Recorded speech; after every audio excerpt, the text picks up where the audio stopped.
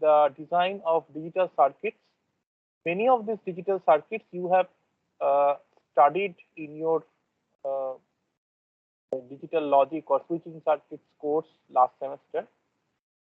Now, when you design those circuits in the last semester, you probably use some schematic capture tools or did the design by hand and then maybe simulated. So yeah, sure, Rajat, please So, carry on. this time you will write a code in a syntax similar to the C programming language, and that these are called design descriptions. These design descriptions can be simulated using special software, and you will be simulating those designs, and you will also be later on synthesizing these designs. Synthesizing is a procedure by which you turn these design descriptions into actual implementable circuits. Okay. We will target something called FPGA or field programmable gate array as our implementation platform. All of these terms will be it might be unfamiliar to you, but as we go along, these things will become familiar. Unfortunately, because of the remote mode of class, you would not be getting access to the physical FPGAs until you come back to campus. So that is quite unfortunate. However, we will expose you to the design methodology of these circuits and how to map them on the FPGAs, so that later on at any stage when you have actual physical access to these FPGAs, you can do it. It is quite easy. You just need to synthesize the design, connect the FPGA to a USB port of your PC, and just map the design on the FPGA, and it starts working. It is very, very simple.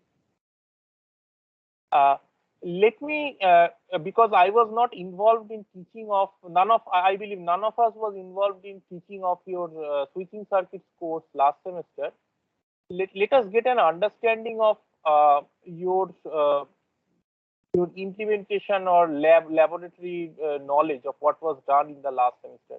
So, were you exposed to Verilog or this type of HDLs, hardware description language, in the last semester, student?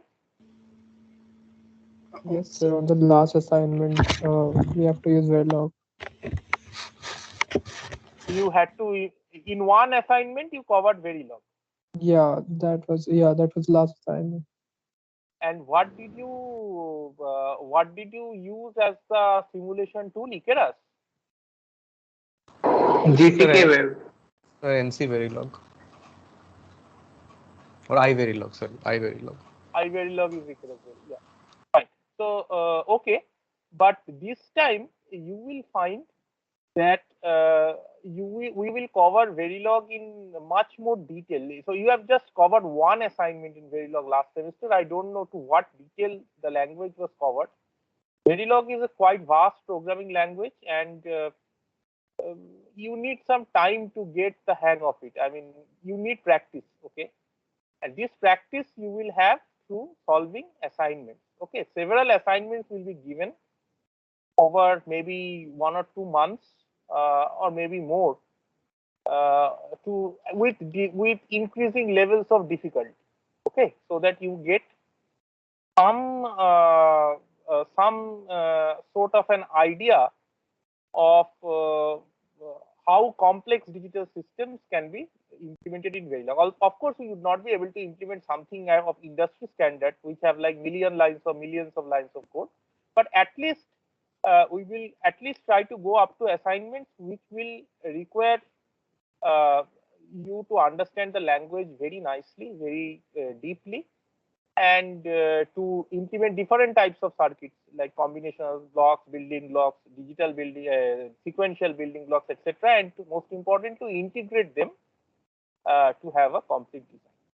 So we will have maybe not today, maybe from the next day, but we will start an detailed tutorial on Verilog. Okay. So it is highly suggested that you attend the tutorial in live.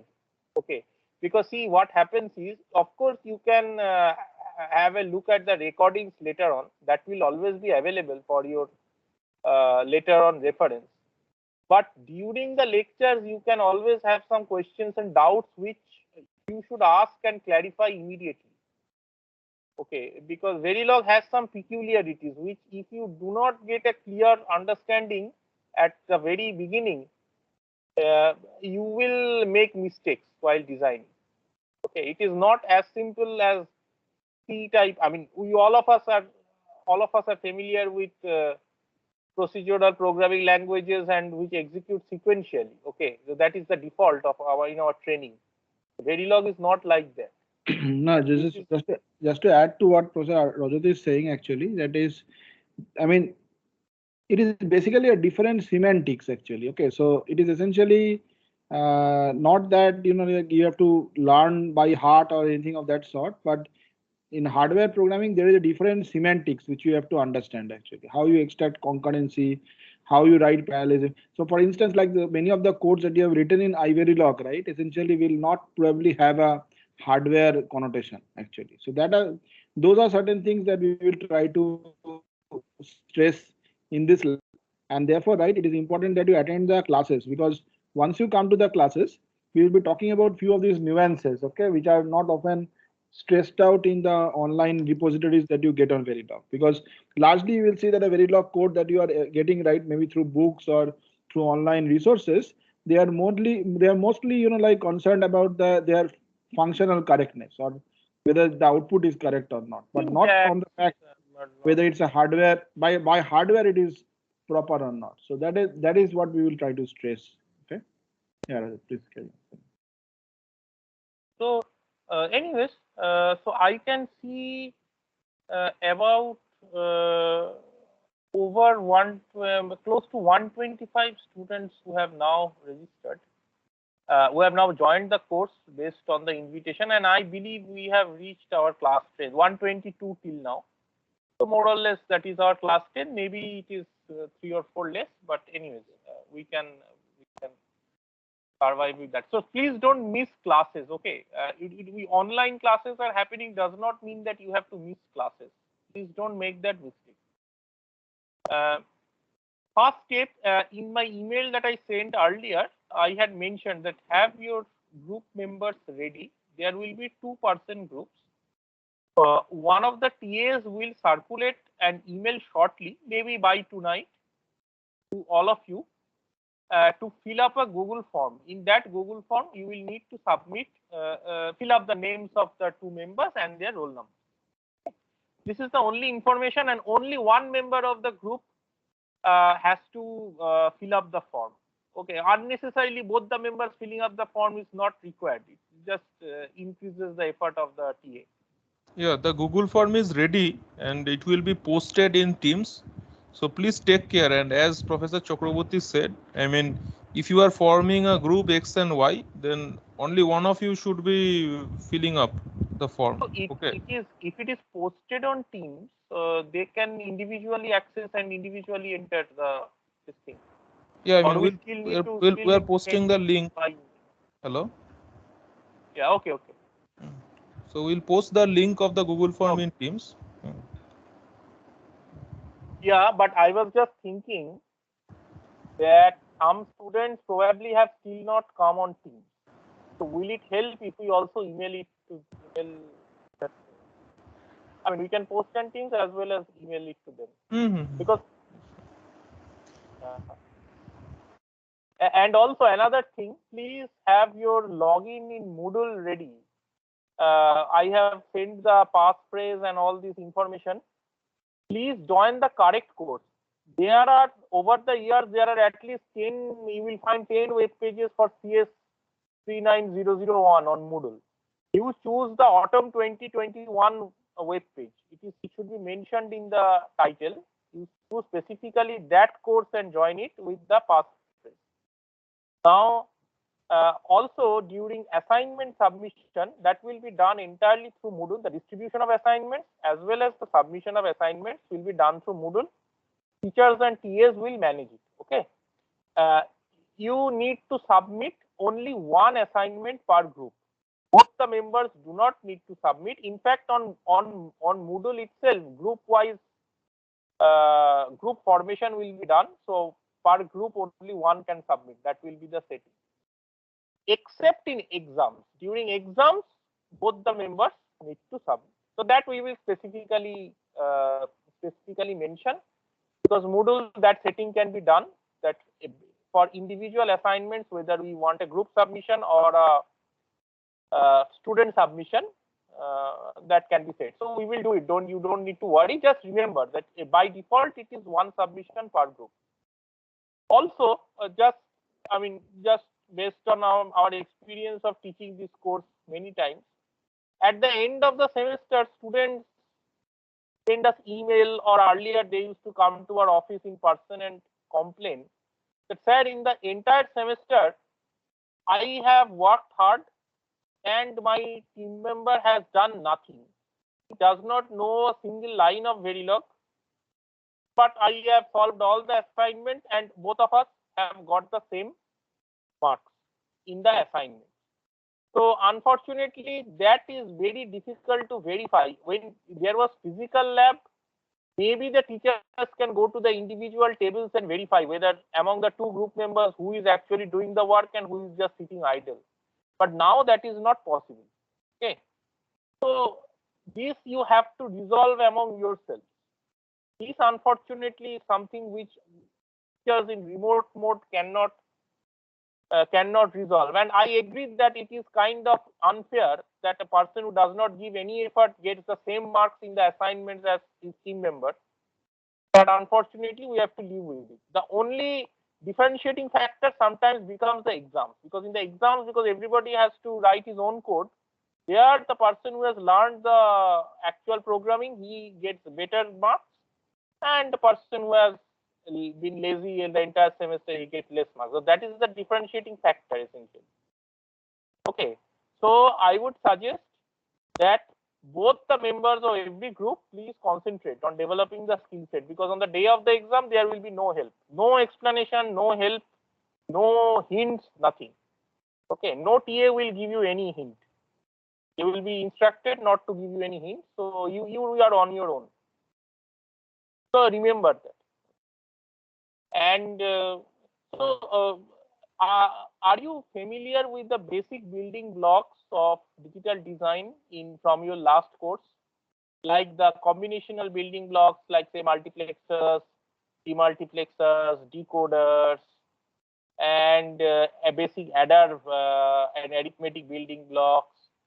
Then in the sequential circuit, registers, shift registers, PPOs, Johnson counters, binary counters, and all these things. Not Johnson counters, sir, but the rest I think so, yes. Okay. Or shift registers, etc. you have run, right? Yes, sir. And design of binary counters, arbitrary modulus counters, all these things you know, right? No, sir. Okay.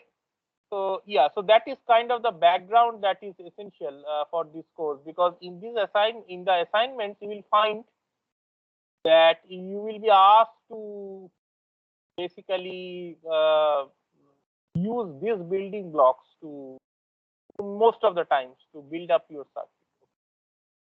This knowledge will be. So actually another topic that will be covered in this course is MIPS 32 assembly language programming. MIPS is a microprocessor as well as an instruction set. MIPS 32 is an instruction set, 32-bit version of MIPS. These have not yet been covered in class. Right now, whatever is going on, that is kind of an introduction to the course. So once that Professor Bhattacharya finishes, I will take up the topic of MIPS 32 programming, assembly instruction set and assembly language programming. So we will also have assignments on that topic, probably in September. Okay, and for that you need to install a free simulator on your machine, whatever computer you are using, called Qt Spin. It is available for in Windows, Linux, Mac, all versions. It is even available on Linux and Mac in command line versions. So that will be required a very easy to use simulator tool that we will also kind of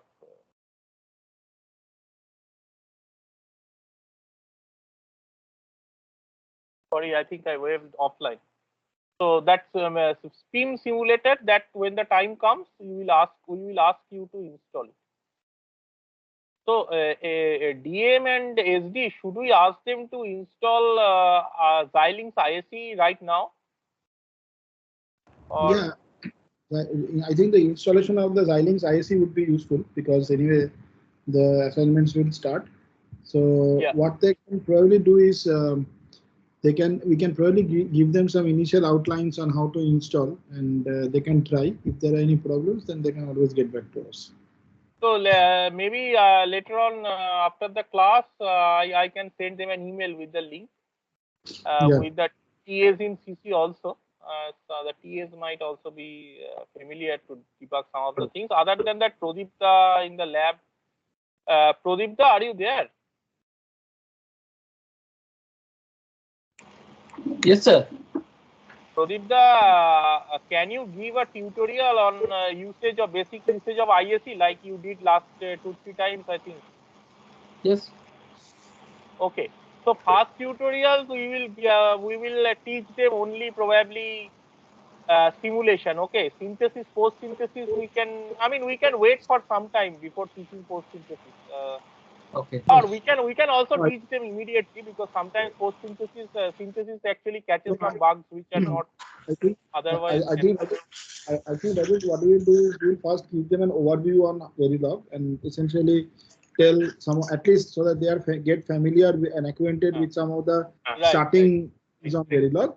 And after that, Pradeep, you can give them a like a tutorial on how to use the tool basically. Yeah. Okay. One good thing is I think they already have iVerilog installed on most of their personal computer. So when Verilog is being taught, the simple playing around with Verilog, this type of things they can do using iVerilog also. And then maybe next week, Pradipta, next Friday, Pradipta can give a tutorial on this ISE. Okay, is that fine? I'm saying next Friday because next Wednesday is a holiday. One thing the students have to keep in mind that iVerilog is only used to for the correctness verification. So in this course we will be not using iVerilog, I would say. Okay, so that we should keep in mind. Yeah, we will use a software, free software, but it is from a commercial vendor, and you need to install. There has been some reports from previous students about issues on installing it on Linux. I hope there won't be too much problem this time. But yeah, last year I remember some of the students had some issues ISE on Linux. But we'll see what can. Oh, by the way, ISE the Xilinx ISE tool does not run on Mac OS X. So those of you who use a Mac, you can. It is up to you. You can either partition and install some other thing, some other OS, or you can install a VirtualBox and then install the Xilinx ISE software inside the VirtualBox. The VirtualBox may be slow actually, so good to get some like Windows installation. You need access to a Windows or a Linux system. ISE is very peaceful. It's one of the software which probably runs very peacefully on Windows. Okay, one of the few software. So you can use Windows. That is the suggested. Okay. So just before we wrap up, just to ask the students, right? So maybe some would be happy to listen from you, like from some of you at least. That what do you look forward to this course? Is there any expectation? Isn't there any OS compatible software? Like some of us do use Macs and do not have direct access to a Windows or a Linux distribution.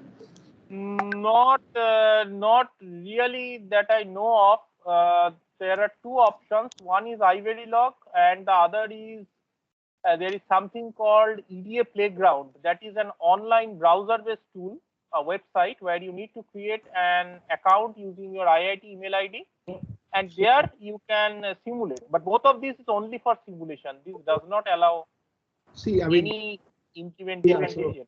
Unfortunately, this tool that we use is a tool which is accompanied with this vendor called Xilinx. Okay, and Xilinx essentially gives this software. There is also another improved software which is slightly more complicated. So that's why we are asking you to essentially get an installation of this particular software, which is fairly easy to use. Okay. So I do not know whether Vivado is installable in Linux. I mean, no, it is installable in Linux, but there is also Vivado has even more problems in Linux. I think what students with Mac can do, in our hardware lab, we have many PCs in Windows and all this installed. Specifically for those students who are having Macs and who don't have any Windows system, we can provide them a system there. They can log in and work. Yes. The Mr. Pradeep Das, Yes, sir. he will arrange for you. So Pradeep Da, I will send an email later this evening maybe to the students with the link from which they can download and install ISE, and I will also copy you in the email. If some of them, I will tell them, those who are having problem in installing and want to use the systems in the lab through remote login, they will contact you. Okay, so you please arrange that for them. Okay, sir. Go ahead, please. Okay. So at the same time, like if we do have a like access to Windows, would like a partition in Linux would work, like Linux installation work with the software you mentioned? Yeah. Partition will work. Partition, Partition VirtualBox, everything will work. VirtualBox will be slow, but partition will definitely work. That's what I was saying, that if you have a Mac, one option is to partition, because Mac allows partition. I think they used to call it boot camp or something. Now I don't know what. See, I think VirtualBox in any i5 system, if you are i5 not or i7 running, system. yeah, I mean, I'm saying the basic one, i5. I assume most of you, if you are having a system, it will have i5 or higher. In such a system, inside Windows VirtualBox with nothing else but only ISE running, it may work, at least for our lab purpose.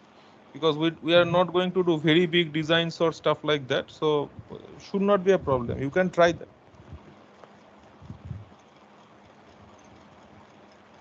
Yeah.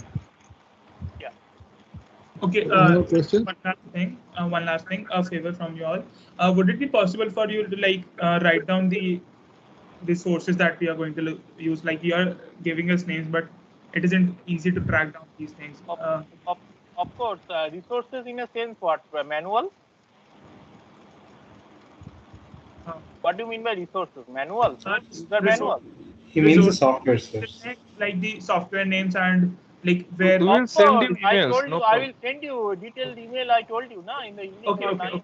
Okay. It is not like we are only saying the names here and it ends. It's not like that. So I will send you the URL from which you can download everything. Don't worry. Okay. Thank you, sir.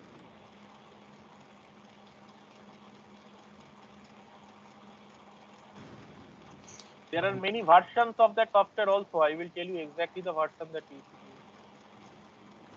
use. And the laboratory technicians, Mr. Pradeep Das and Mr. Prevangshu Nag, I will copy them. Yes. They will arrange your remote login. If you. Excuse me, sir. Yes. Actually, we did very basic Verilog in our last year in the SCLD lab, and we did just one assignment at that time, and that too, we did not have any extensive tutorial about Verilog. That's what I told you, that my understanding is if you have done only one assignment, your depth to which you have gone is very less. It's very less, sir. It's very less. Yes. This time you will go to Atlantic Ocean depths. Don't worry, okay? So the thing is, what I want to ask you is, what do you look forward to this lab? What is your expectation from this lab? No expectations. Not really, sir. No expectations. You somehow want to go through this, earn some credits, and then get a good grade and then forget. Is it like your NCC course? No, sir. NCC, NSS, you have not done, right? No, in the first year you did probably.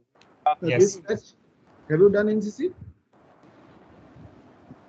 Sir, not NCC. I was in NSS. NSS. Yeah. I think, but the batch which took admission last year, they have not done. Yes, sir. I don't know what they are doing extra academic. What they are doing. At home, you cannot run. That is the problem. No, sir. So they are asked to click pictures and post them and show that they did some social work and things like that. Pictures of running. Yes, running, exercising, weight, stuff like that. Yes, sir. Excellent. Now most people should try for javelin actually. Aja, by the way, what is your exposure to using actual hardware labs? Like, have you ever used breadboards and trainer kits and these things?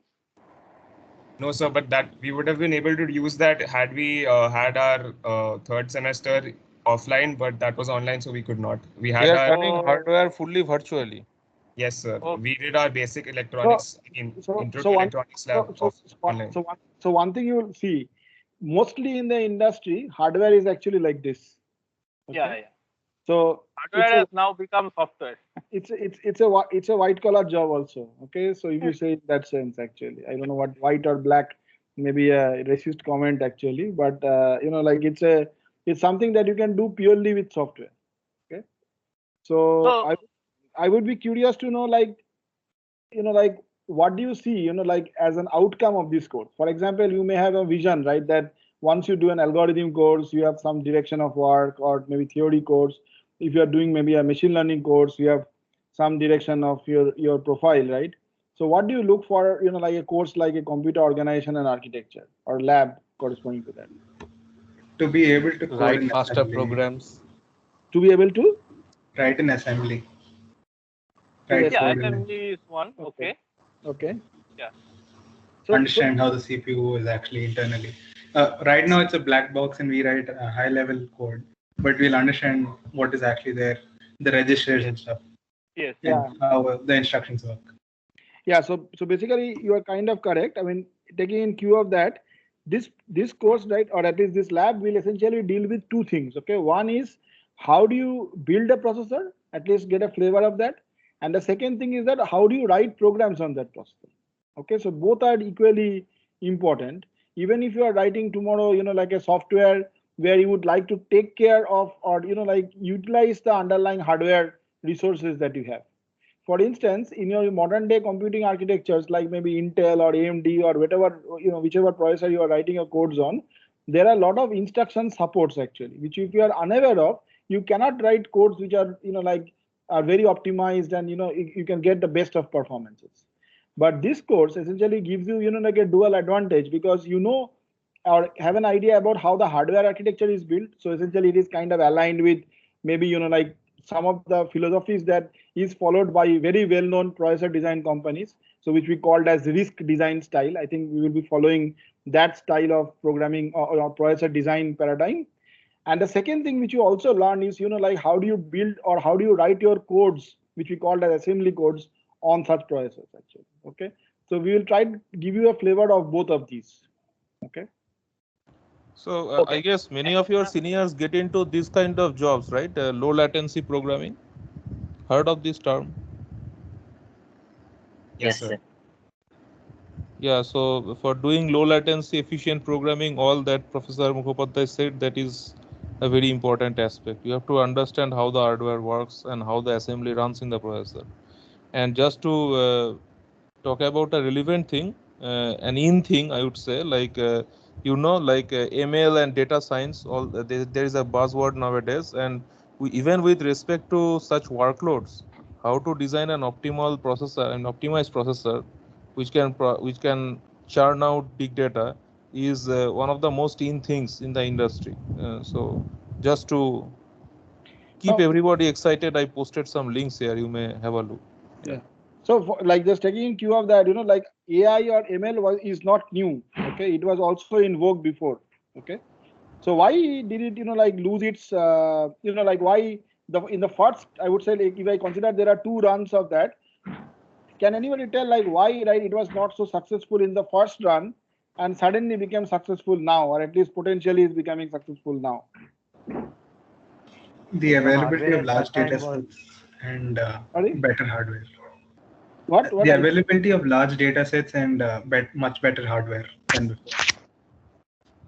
Yeah, I mean, largely it has to do with like the advent of microprocessors and the development of microprocessors, the parallelisms that we have essentially in our underlying architectures. Okay. So just somebody said large data sets, right? Can you just say how large data sets suddenly became available, which was not available earlier?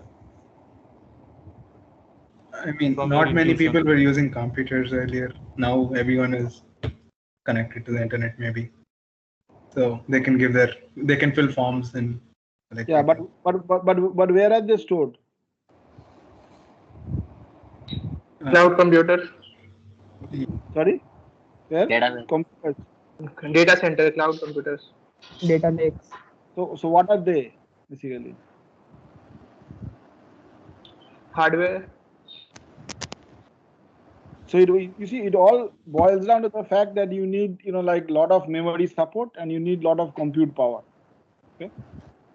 So without which, right, you cannot really realize the potential of these technologies. Okay.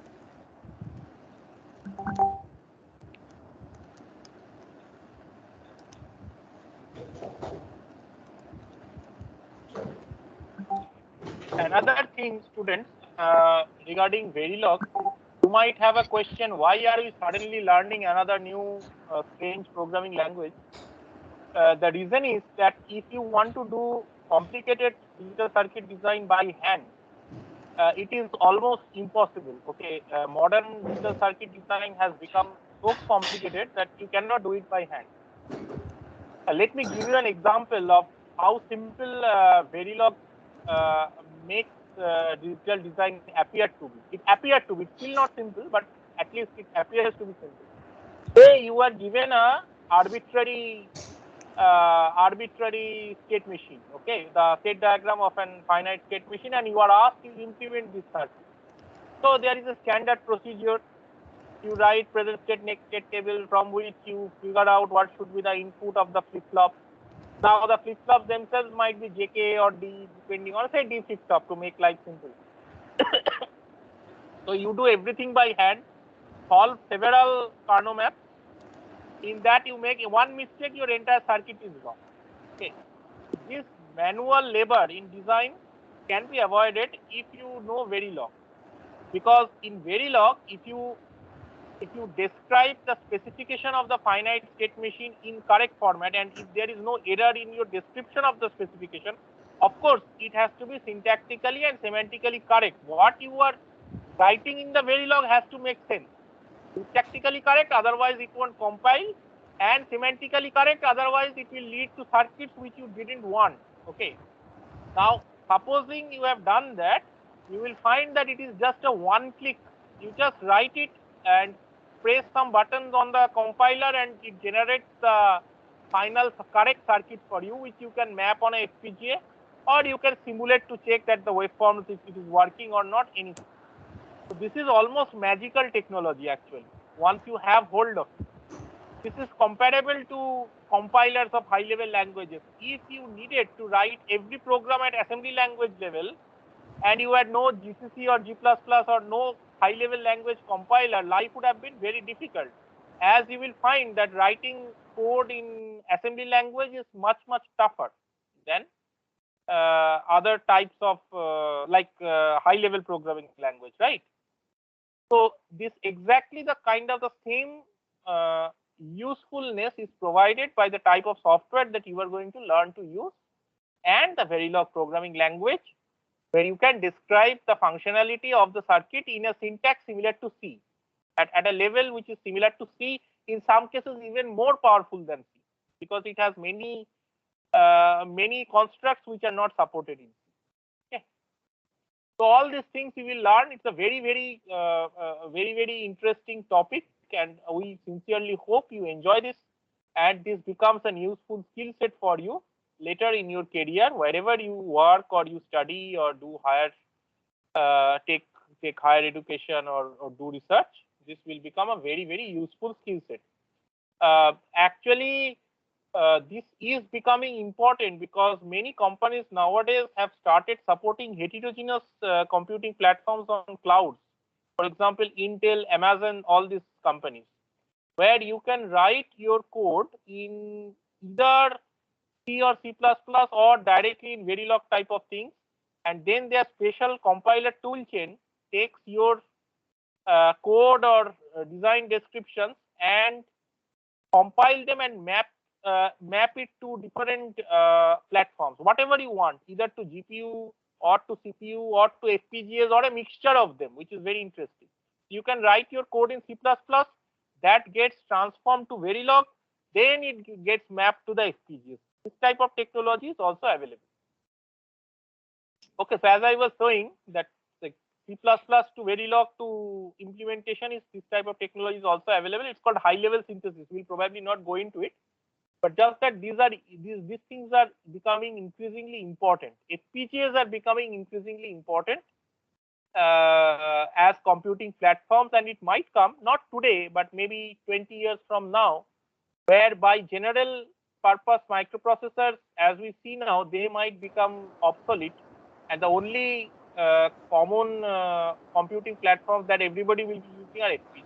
So the FPGAs have some unique advantages when it is kind of introduced to you. You will find what are the unique advantages that FPGAs have.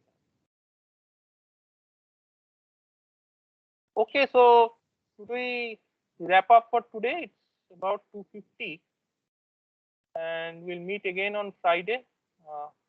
What do you think? Yeah, I think okay. Then we can say bye. Okay. So students, let us meet at 2 p.m. on Friday. Friday will be a full class, and the TA will I will send emails to. Acha, Srijita will send the email, right? Yes. No. You have all the mail IDs? No, I have shared the Google Form link. I will share the. You have shared it on where? Teams. On Teams. I would still suggest I will send you the role sheet downloaded from ERP, which has all the email IDs. I would suggest still to be on the safer side. You just send it through email also using those email IDs. Okay. Sure, sir. Okay. Thank you. Students, please fill up your these things. And sir, one more thing for all the TAs, can you please add the Gmail account as well? Because sometime I saw that the mail actually went to spam for both me and Shomoduti. So. Email account of what? Like our Gmail account. It is being added the IIT KGP email ID. So sometime it is going to the spam. Is it available on? See, I collected the TA email IDs from ERP. Okay. Some of them are my students or students whom I know for a long time, so I know their email ID. But for the other ones, I collected them from ERP. If your ERP Gmail ID is correct, I will get the correct ID. I think in general for all students and TAs, it is advisable that in ERP you have your Gmail ID also. Yeah, your active updated Gmail ID should be there. Because typically during the lab, we will often send you emails, and the way we do it is from the email list that is in ERP, we send the email. So the email IDs get pulled from ERP. So right now, if you don't have your Gmail ID given in ERP, please do that. Okay, sir. I mean, this is for all students also, because I think some of you are saying that you got our mails in spam and all that, right? It's best that you ensure that you have your Gmail ID also in ERP and some ID that you check. Fine. Thank you. Just a small question. Yes. Yes, sir. So will the lab be conducted in the lab hours, or will the assignments be given for the whole week? Like Assignments will be given for the whole week. Okay, sir. But there will be a lab session also, right? There will be a lab session. It's not that lab we will wrap up every day. Today we are wrapping up because it is the first class. Okay. Yes, sir. Yes, sir. Yes, sir.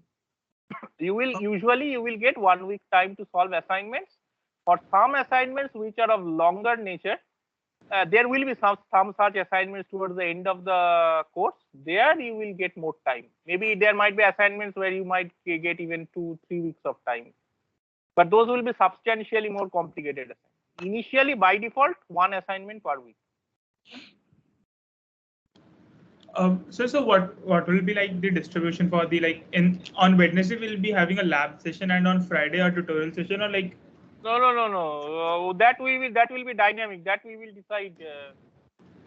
That is very difficult to decide right now because see, it will be based on the weight of the experiments. What experiment is given, how weighty, how much time it's going to take, how much time you need, and what background you need to solve the experiment. Based on that, dynamically we will have.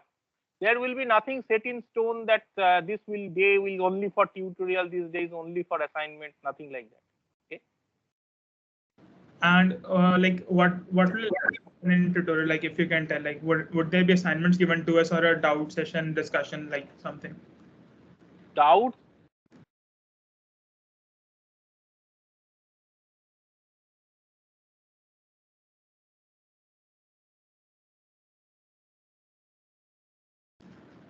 So I'm not able to hear you. Is it from my side? Yeah, I'm also not able to hear.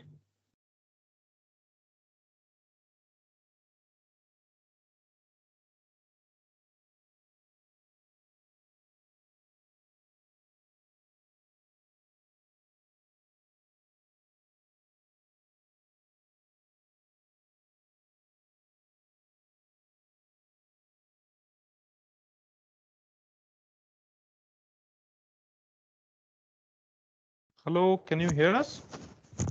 Hello, yes, student? I can hear you, but I cannot hear Chakrabarti sir.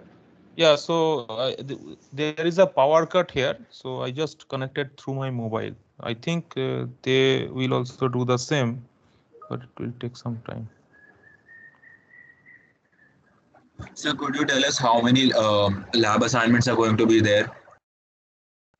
See, I mean, it depends on, as we said, I mean, it's not about how many.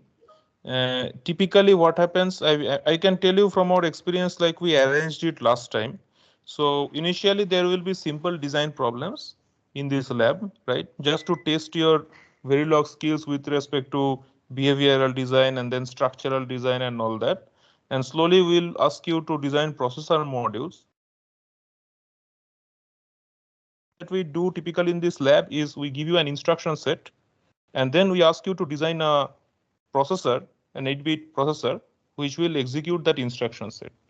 So let's say I give you a set of instructions that, well, your processor should be able to execute addition, subtraction, a logical operation, and a move, and blah blah blah. So I give you this kind of an instruction set, and you have to design an entire processor with all its modules, the CPU, the memory logic, and all that for executing that processor.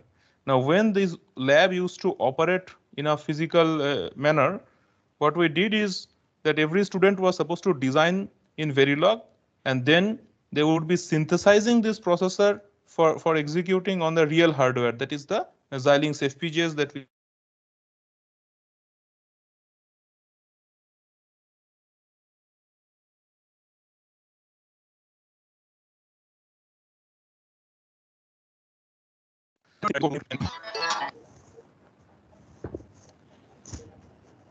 Yeah, hello. So that part we cannot do that remotely. And so finally that would be the assignment. And so that is about the Verilog part. And well, there is another interesting question, that how do you know your design is correct, right? So since we will be giving you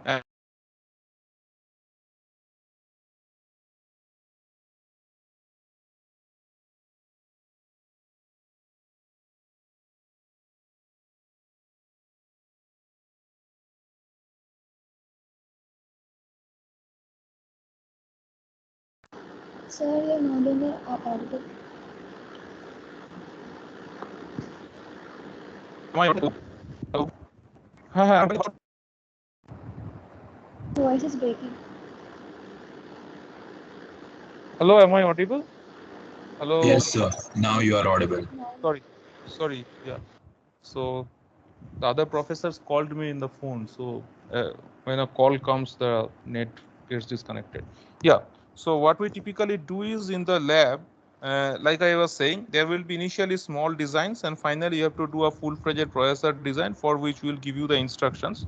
And that processor design now you need to test. So how do you test a processor? Very simple. You run a program, and a program is supposed to do a basic function, and the final output should match, right?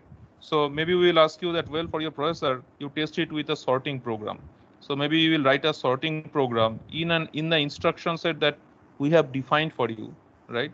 So basically in this lab, you will be designing your own processor for which you will have your own instruction set, just like Intel has its instruction set, ARM has its instruction set. You will have a simple instruction set. Using that instruction set, you will write your own assembly program, and your own assembly program that you have defined will run on the processor that you have designed. So that will be the final objective. So the way we will organize the lab, initially there will be Verilog tutorials and some basic design problems. Then once the theory part is covered in your MIPS part, right?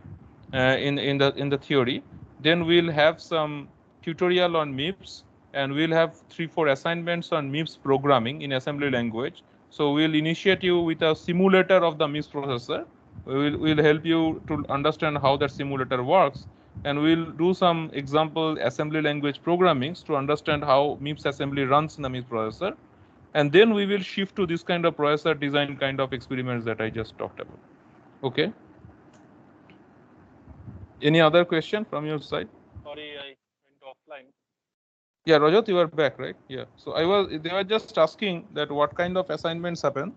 So I just told them that at the end of the lab, we ask them to design, we give them an instruction set, and they design a processor for that instruction set and test it with some sample programs. So I was just telling that. Yeah. So typically there are two parts in the lab. One is assembly language programming and simulating it through the SIM simulator. The other one is actually design of a simple microprocessor. For that, so we start with very basics of Verilog and gradually build up your practice and your understanding of the language by gradually giving you assignments which require you to design more and more complicated building blocks. For example, initially we might start with a simple full adder, but then we might say that, okay, you implement a ripple carry adder with 32 stages. Then we might say you implement a carry look ahead adder, okay, and different other versions of adders possibly that will be taught. We will teach you arithmetic algorithms, multiplication algorithms, and we'll ask you to implement those multiplication algorithms. These are for arithmetic circuits. Similarly, we will ask you to design interesting combinational circuits, interesting sequential circuits as building blocks. And later on in the final assignments, you will be asked to given an instruction set, an abstract instruction set, and you will be asked to implement it. How you will implement it is up to you. Some suggestions will be given, and you will be required to use the building blocks you have designed earlier in the assignment. And most importantly, you will be required to use your understanding of the Verilog language that you have developed in designing, in solving the previous assignments. Okay, so this is a step-by-step process. On the first day, we cannot expect you that you will solve something very complicated, but gradually you'll develop the knowledge. Hello. That's the idea. Yes. So Verilog is basically just a language. Okay, it's a tool. The software that we are using are also a tool. Okay, so what we will be intending is at the end of the day, you should be understanding the basics of how to realize or implement a basic like what we call as a RISC processor. Okay, so you will be able to implement that processor And in a way, you should be able to run some basic programs which essentially works or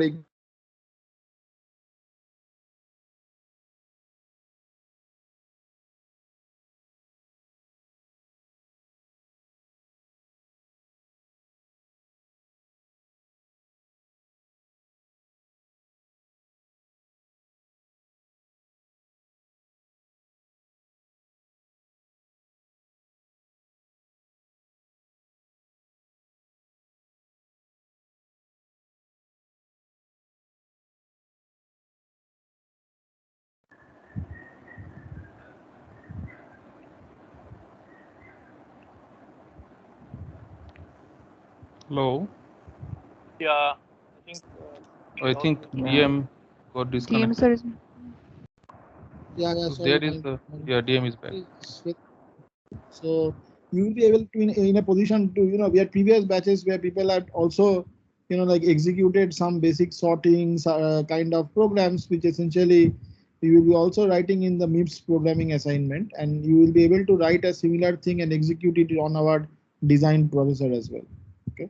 So therefore, right, what is important is that you stay in pace with us and you participate in the class, try to understand what it basically means to understand the architecture, which you will be learning in the class. See, it is very important that you essentially understand the architecture and you essentially think about the hardware. So we call this kind of, like we say, it is like think hardware, but write software. So you'll be writing software, but mentally, right, you have to think about the hardware. Okay, so that essentially gives you a better combination rather than ending up purely writing a software code, which essentially will be useless. Okay, so it is important to keep that architecture perspective when you are writing your Verilog code and things like that. Yeah, another thing, students, that you should keep in mind, and that's this is all just, from my side. This is like I mean, everybody who learns Verilog, everybody who learns Verilog faces this issue. Is that please remember that there is some similarity of syntax in C and Verilog, as you will find later, or you might have already seen. But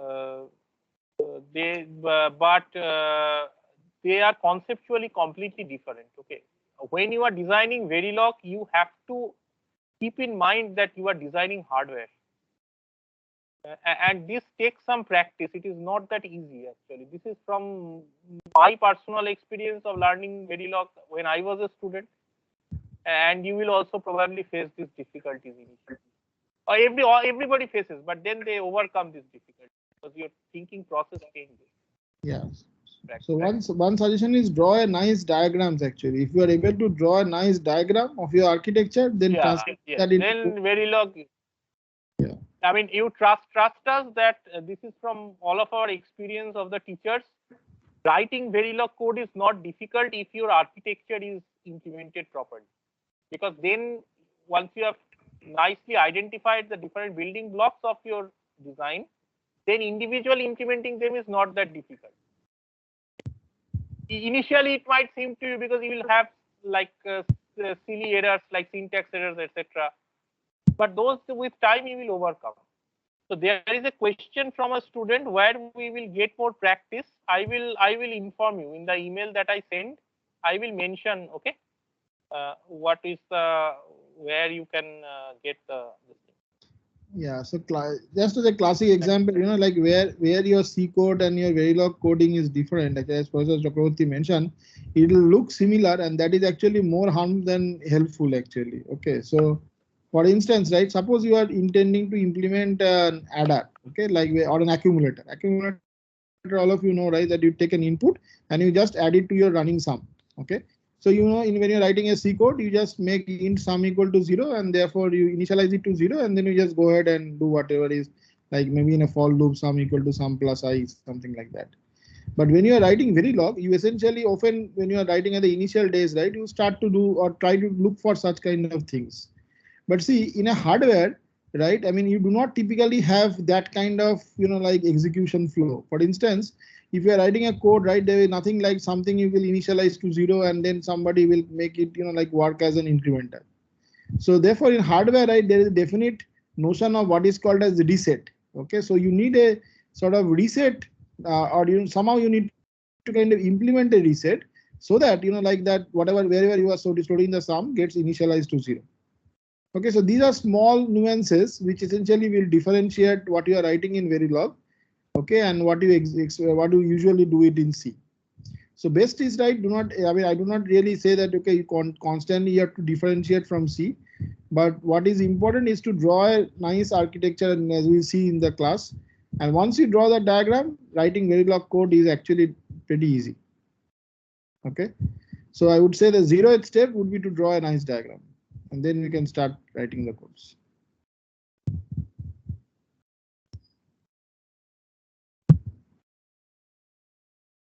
Okay. Okay, I think we are done, right, for today. I see. Yeah. Okay, I think we are done. So if we're done, then. Okay then. Thank you. Okay, thank you. Bye. Bye for now.